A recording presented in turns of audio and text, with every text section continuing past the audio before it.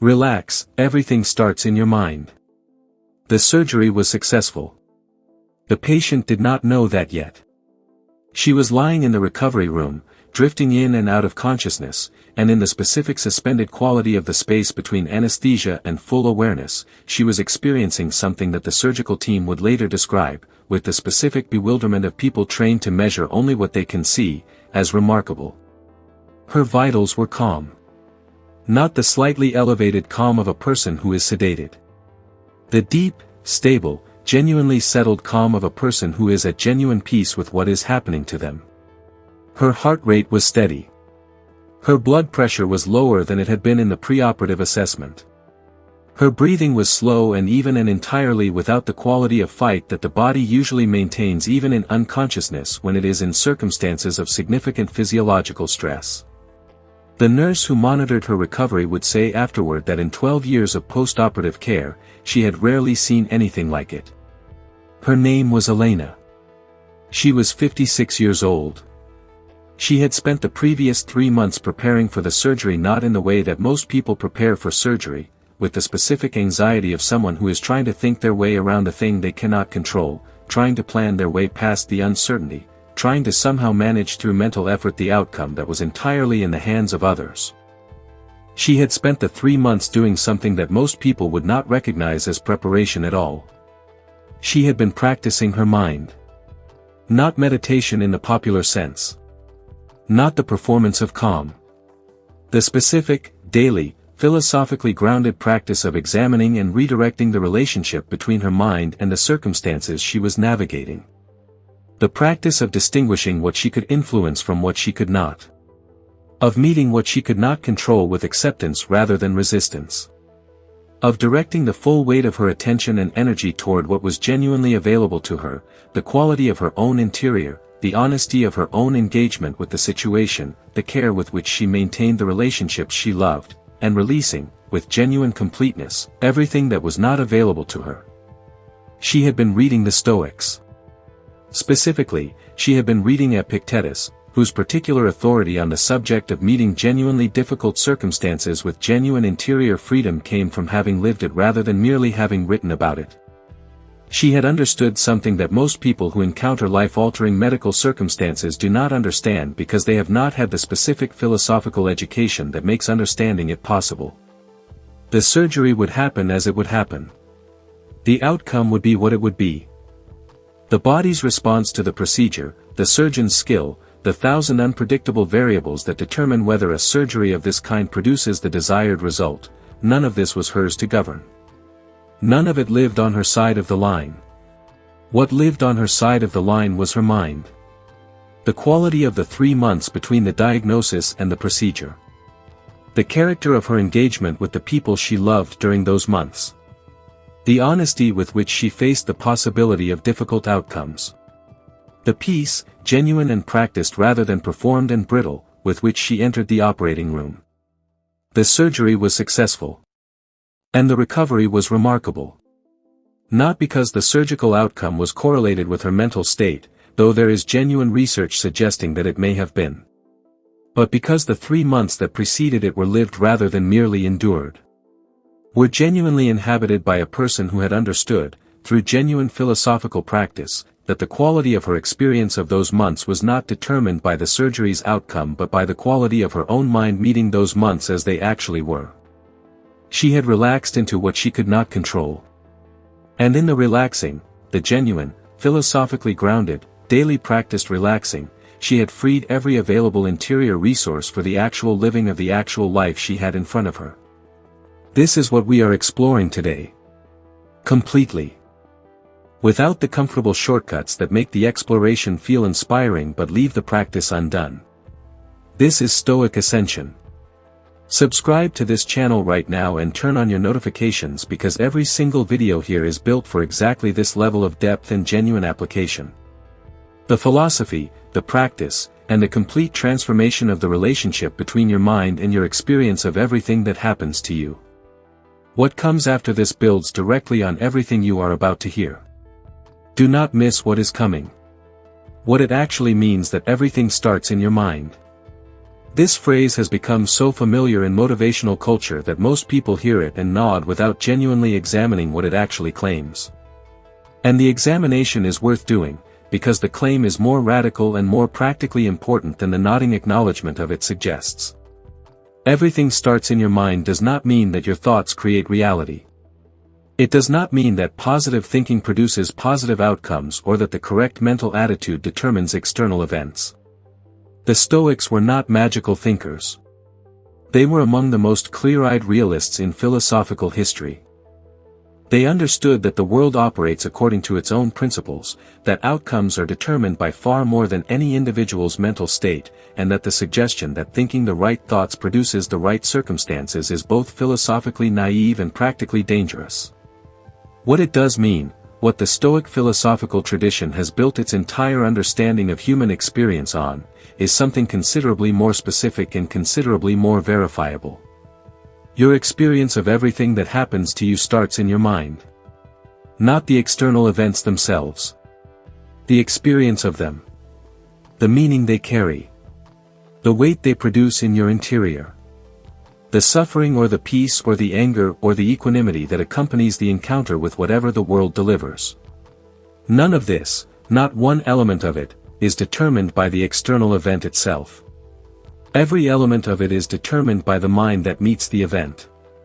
By the specific interpretations the mind assigns, the stories it constructs, the meanings it generates from the raw material of the external occurrence. Two people receive the same piece of difficult news. One person collapses into a weeks-long depression. The other person feels the genuine weight of the difficulty, processes it honestly, and continues with their life. The news was identical. The internal experience was completely different.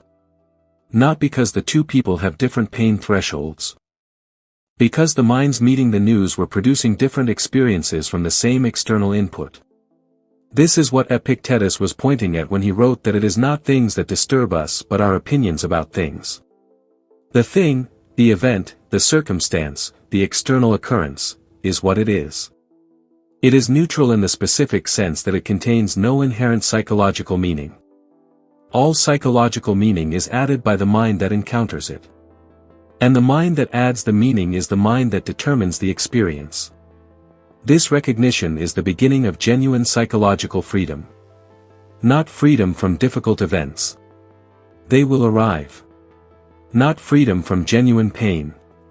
Pain is real and honest. But freedom from the additional, unnecessary, self-generated suffering that the undisciplined mind adds to every difficult event through the specific interpretations it applies. Elena understood this. She could not prevent the surgery from being necessary.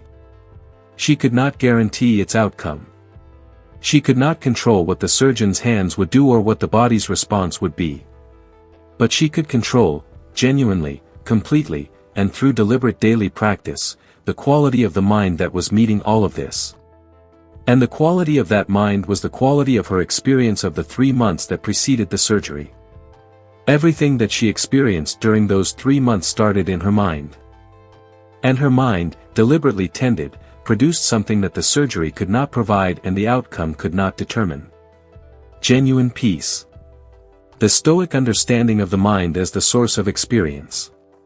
The Stoics built their entire philosophy on a recognition of the mind's primacy in the generation of human experience. Not as a mystical claim about the relationship between consciousness and reality. As a precise, philosophically grounded, directly verifiable observation about the structure of human psychological life. Marcus Aurelius expressed it with the directness that characterizes his private journals: the universe is change, our life is what our thoughts make it. Not our circumstances. Not our external situation. Our thoughts. The specific, continuously generated interpretive activity of the mind that meets whatever the universe delivers and determines, through the interpretations it assigns, what that delivery means to the person receiving it. He wrote this not as the comfortable philosophical position of someone theorizing in pleasant conditions. He wrote it as the hard-won practical understanding of someone navigating the specific demands of governing an empire during a period of war, plague, political betrayal, and personal loss. Someone who had encountered, at enormous scale, the full range of what the universe delivers to human beings who have made themselves visible enough to receive it. And what he had discovered, through direct experience rather than theoretical reflection, was the specific truth that the statement encapsulates. That the empire's difficulties, however genuine, however significant, however far beyond his individual control, did not determine the quality of his own interior experience. That the quality of his interior experience was determined, always, by the quality of the mind that was meeting the difficulties. By the interpretations being assigned, the meanings being generated, the stories being constructed around the raw material of events that were themselves neither good nor bad until the mind made them into something. Seneca wrote about this from the perspective of someone who had experienced the full range of external fortune, from the heights of wealth and influence and imperial favor to the depths of exile and threatened execution and the specific daily anxiety of living under the power of a man who had already demonstrated his willingness to kill for much smaller provocations. He found, across this entire range of external circumstances, something consistent that the range could not disrupt. The quality of his own mind meeting the circumstances. And he concluded from this finding what his philosophy had been pointing toward all along, that the quality of life was not located in the external circumstances but in the interior relationship with them. That a person of genuinely cultivated mind could find genuine equanimity in conditions that would break the person whose peace depended on the external being favorable. Epictetus built perhaps the most direct and the most practically applicable expression of this understanding. From inside slavery, from inside the most complete removal of external freedom available in the ancient world, he observed and then taught that the only thing that genuinely matters in the structure of human experience is what is genuinely yours. And what is genuinely yours is exclusively the interior. The judgment, the intention, the response, the meaning you generate from what arrives. Everything else, every external circumstance, every other person's behavior, every outcome of every effort, every event delivered by a world that operates according to its own principles regardless of individual preference, all of this is not yours. Not in the sense of being within your genuine control. And the attempt to control it, the resistance to what is, the insistence that things should be different from how they are, the suffering generated by the gap between what is and what the mind insists should be, this attempt and this suffering are the primary sources of the unnecessary pain that the untrained mind adds to the genuine pain of living. Everything starts in the mind. And the mind that has been genuinely trained, through the specific, daily, philosophically grounded practices that the Stoics identified and developed and tested across centuries of real lives in real conditions, this mind produces a genuinely different experience of everything the world delivers. Not a better world. A better relationship with the world as it actually is. And the relationship is the experience. The untrained mind, what it does to your experience of everything. Before we can understand what the trained mind produces, we have to be completely honest about what the untrained mind produces. Because the untrained mind's characteristic outputs are so familiar, so completely normalized by the fact that most people around us are also experiencing them, that we have stopped recognizing them as the specific products of an untrained mind rather than the inevitable features of human experience. The untrained mind catastrophizes. It takes the genuinely difficult event and projects it into the largest possible consequence. The medical diagnosis becomes the prediction of the worst possible outcome. The professional setback becomes the evidence that the entire professional direction is failing. The difficult conversation becomes the signal that the relationship is irreparable. The setback becomes the sign that the effort was always going to be futile. The catastrophizing is not based on evidence.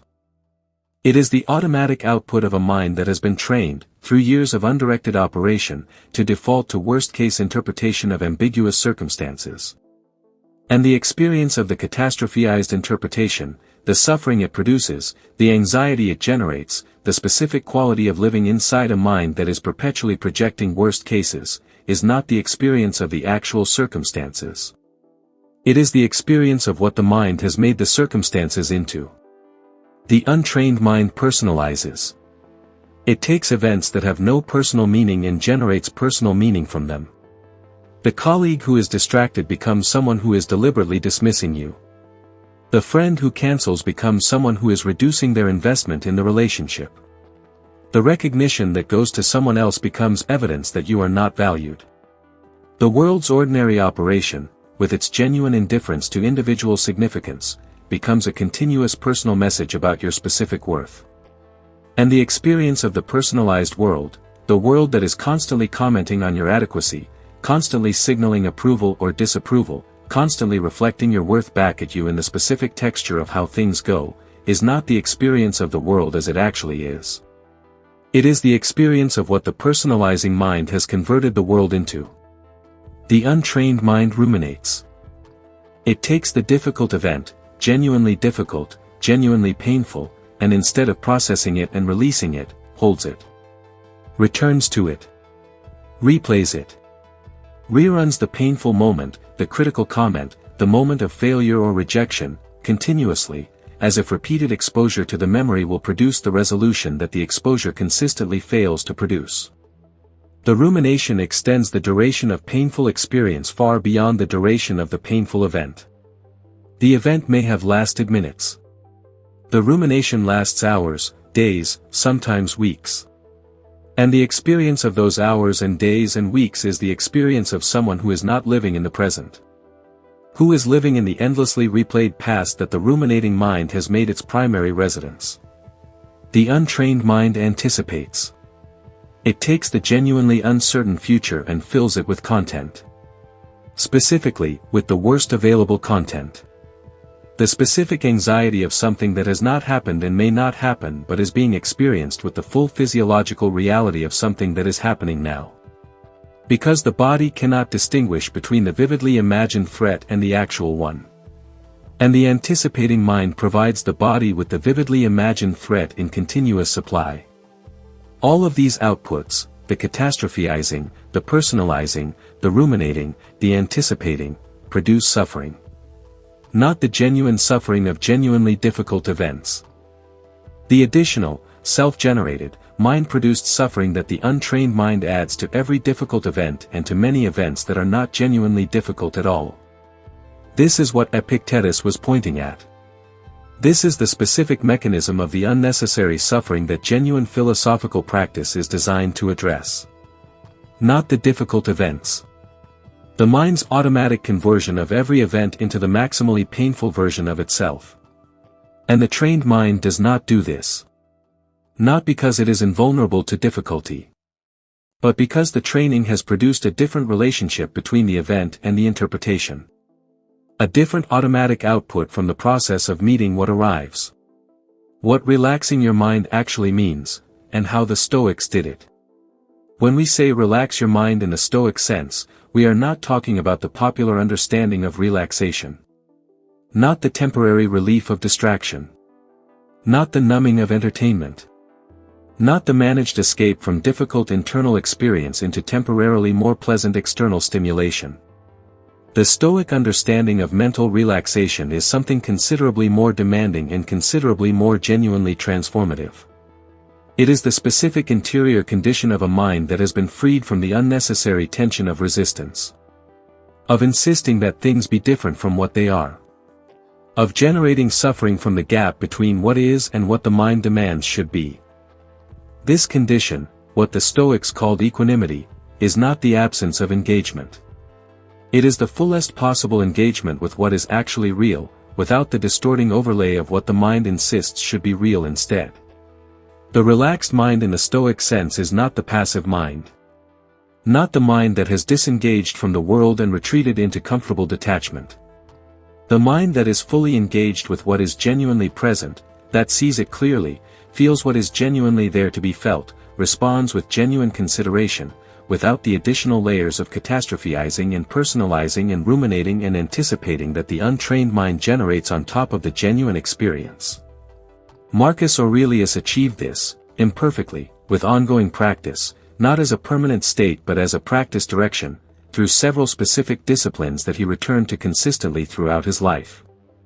The first was the practice of seeing things as they actually are rather than as the mind's interpretive apparatus makes them. He wrote about the practice of stripping the presentation from things, removing the elaboration, the emotional charge, the layered significance that the mind automatically assigns, to see the bare event beneath. The criticism is words that were spoken. Not a verdict on your worth. Not a threat to your standing. Words that were spoken by a person who has their own interior and their own perspective and their own limits and their own. The specific practices that train the mind toward genuine relaxation. Every understanding we have covered becomes real only through practice. And the practice of training the mind toward genuine relaxation is specific, daily, and available beginning now. The practice of morning orientation is the foundation. Before the day begins delivering the content that the untrained mind will automatically begin elaborating into distress, before the news, the notifications, the social inputs, the professional demands, there is a window. The specific, brief, genuinely available window of the early morning that belongs entirely to the deliberate direction of the mind before the world begins trying to direct it. Use this window for the specific practice of conscious orientation. Not positive thinking. Not the performance of gratitude that denies what is genuinely difficult. The honest, clear, philosophically grounded orientation of the mind toward what the day will actually require and what the genuine relationship with those requirements will look like from inside a trained rather than untrained mind. The specific question is not, how do I want to feel today? Feelings are not directly willed.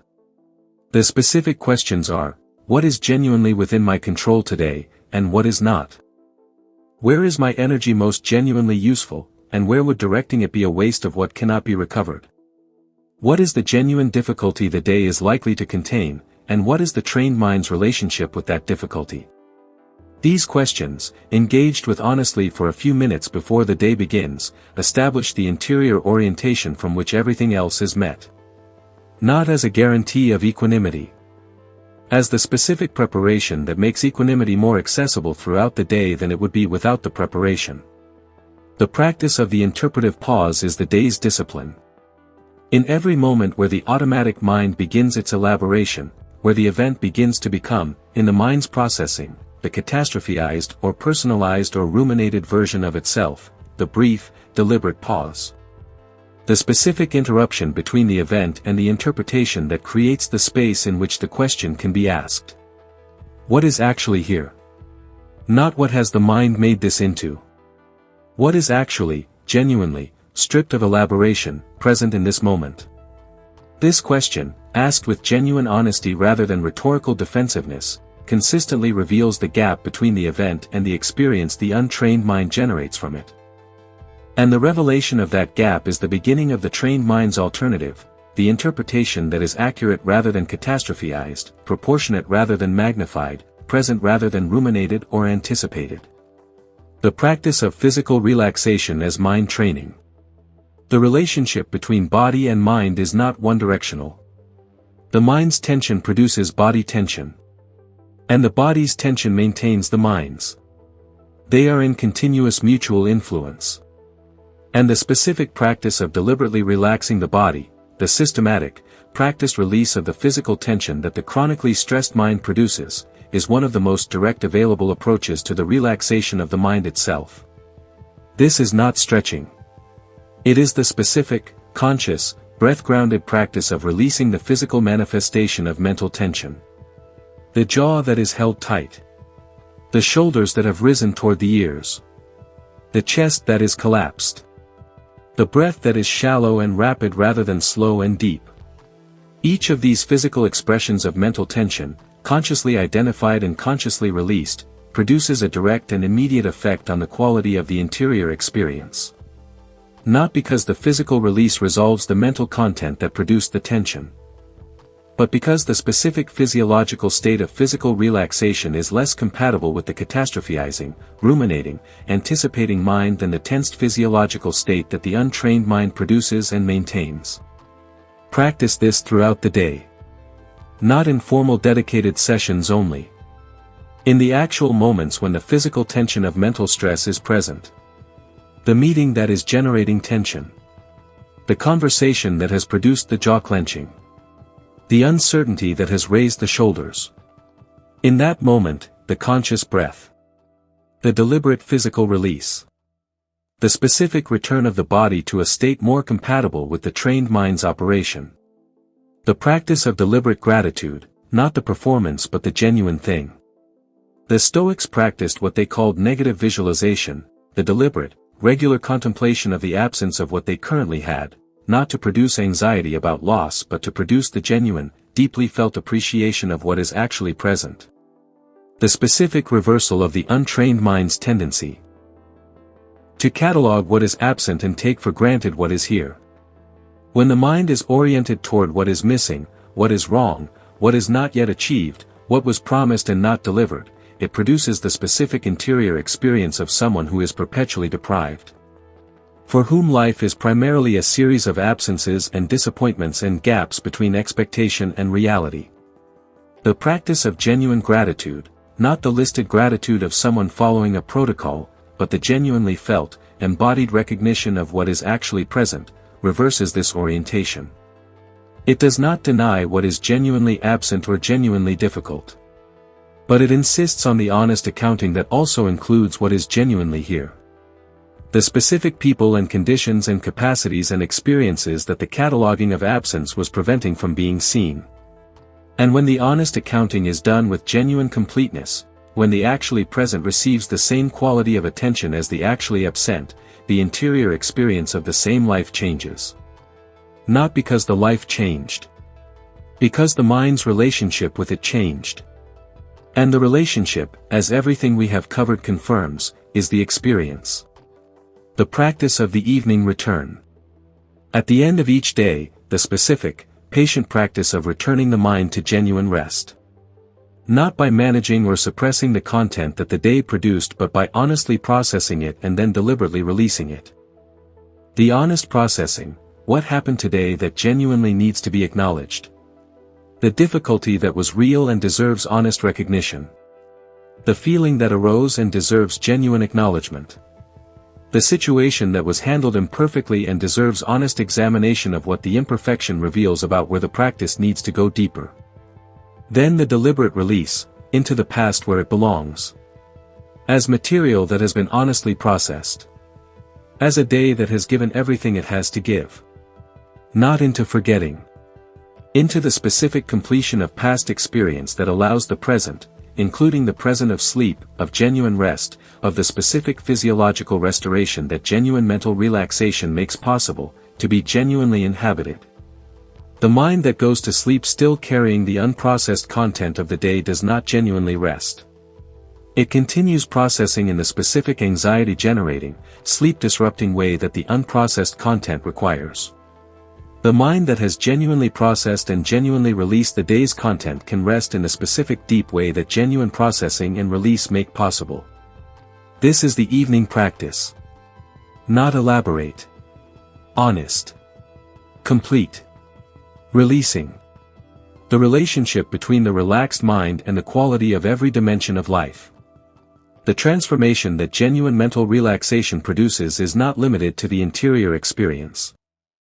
It spreads, through specific mechanisms, into every dimension of the life that the trained mind inhabits. Relationships improve. The person whose mind is chronically tense, whose automatic interpretations convert neutral events into personal attacks, whose catastrophizing makes ordinary relational difficulty into existential threat, this person brings their tension into every relationship. Responds from the tense mind's characteristic outputs rather than from the actual content of the relational moment. Creates, through the mind's chronic misinterpretation, the specific relational difficulties that the chronic tension was already anticipating. The person with a trained, relaxed mind brings a different quality to every relationship they inhabit. The specific capacity to hear what is actually being communicated rather than what the anxious mind would convert it into. To respond to what is actually present rather than to the catastrophized version of it. To be genuinely here with the person in front of them rather than managing the relational anxiety that the untrained mind perpetually generates. Work improves. The mind in chronic tension is not operating at full cognitive capacity. The specific resources that clear thinking, creative engagement, and genuine problem-solving require are partially consumed by the management of the tension itself. The mind that is simultaneously trying to think clearly and managing the chronic anxiety of the untrained mind has less available for the thinking than the mind that is not managing the anxiety. The relaxed mind is not the lazy mind. It is the fully available mind. The mind whose cognitive resources are not partially committed to the chronic anxiety management that the tension requires. And full cognitive availability, applied to work that is genuinely engaging, produces a quality of output that the chronically tense mind cannot match regardless of the intelligence it is working with. Health responds. The research on the relationship between chronic mental stress and physical health is extensive, consistent, and practically important. Chronic tension, the physiological state produced by the chronically anxious, catastrophizing, ruminating mind, produces measurable effects on immune function, cardiovascular health, inflammatory response, sleep quality, and the cellular aging processes that determine how the body moves through time. The relaxed mind, genuinely relaxed in the Stoic sense, not sedated but genuinely freed from the chronic tension of unnecessary internal resistance, produces the physiological conditions that are more compatible with genuine physical health. Not as a cure for physical illness. As the reduction of the specific physiological burden that the chronically tense mind imposes on the body housing it. Elena understood this. Her preparation for the surgery was not primarily about improving the surgical outcome. It was about the quality of the 3 months she had before the surgery. About the specific physiological conditions in which her body would enter the operating room. About the genuine peace, not performed, not forced, but practiced, with which she could inhabit the uncertainty that the surgical outcome represented. She relaxed the things she could not control. And in that relaxation, genuine, philosophically grounded, daily practiced, she freed everything available to her for the actual living of the actual life she had in front of her. The surgery was successful. But the 3 months before it were also successful. In the specific, irreplaceable, completely human sense of having been genuinely lived by a person who was genuinely present to them. That is the gift of the trained mind. Not the better outcomes. The better living. The genuine presence to the actual life. The specific quality of a person who is not constantly somewhere else in their own head, catastrophizing about the future, ruminating about the past, generating from the neutral events of the present the maximally painful versions of themselves, but genuinely here. In this moment. With this person. Engaged with this life as it actually is. What begins when the mind genuinely relaxes? When the mind genuinely relaxes, not temporarily, not through distraction, but through the genuine, practiced, philosophically grounded release of the chronic tension of internal resistance, something becomes available that the tense mind cannot access. The full experience of the actual life. Not the life as the catastrophizing mind makes it. Not the life as the personalizing mind converts it. Not the life as the ruminating mind replays it or the anticipating mind projects it. The actual life. As it is. With its specific texture and specific people and specific difficulties and specific genuine gifts that the tense mind's constant elaboration was preventing from being genuinely received. This life, the actual one, seen clearly by the genuinely relaxed mind, is not what the anxious mind suggested it was. It is not primarily threat and disappointment and the continuous gap between expectation and reality. It is more complex and more textured and more genuinely interesting and more genuinely beautiful in specific ways than the tense mind's chronic production of worst-case interpretations had been making visible. Not because the actual life contains no genuine difficulty. It does. The genuine difficulties are real and the relaxed mind does not deny them or perform acceptance of them, it does not genuinely feel. But the actual life, seen clearly, contains the genuine difficulties and also considerably more than just the genuine difficulties. And the tense mind, consumed by the generation of additional suffering from every event, was missing the considerably more. Marcus Aurelius relaxed his mind, imperfectly, daily, as an ongoing practice rather than a permanent achievement, and found in the extraordinary circumstances of his extraordinary life the specific quality of genuine presence to what was actually real. The plague was real. The war was real. The political betrayal was real. The grief of personal loss was real. And the morning light was also real. The quality of a conversation that was genuinely honest was also real. The specific satisfaction of a day spent in genuine service of the values he had committed his life to was also real. The relaxed mind receives all of it. The tense mind receives primarily the first category and misses most of the rest. Everything starts in the mind. And the mind, genuinely relaxed through genuine practice, starts everything differently. It starts with what is actually here. It starts with genuine presence.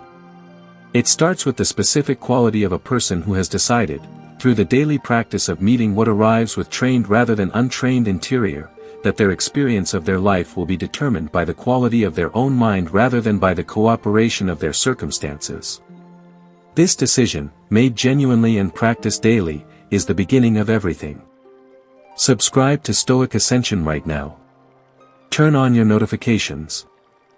Every single video on this channel is built for exactly this depth of philosophical understanding and genuine practical application. The philosophy, the practice, and the complete transformation of the relationship between your mind and your experience of absolutely everything that happens to you. What comes after this builds directly on everything you just heard. Every video goes deeper. Every video takes the practice further into the specific work of a life genuinely and deliberately inhabited. Elena relaxed into what she could not control.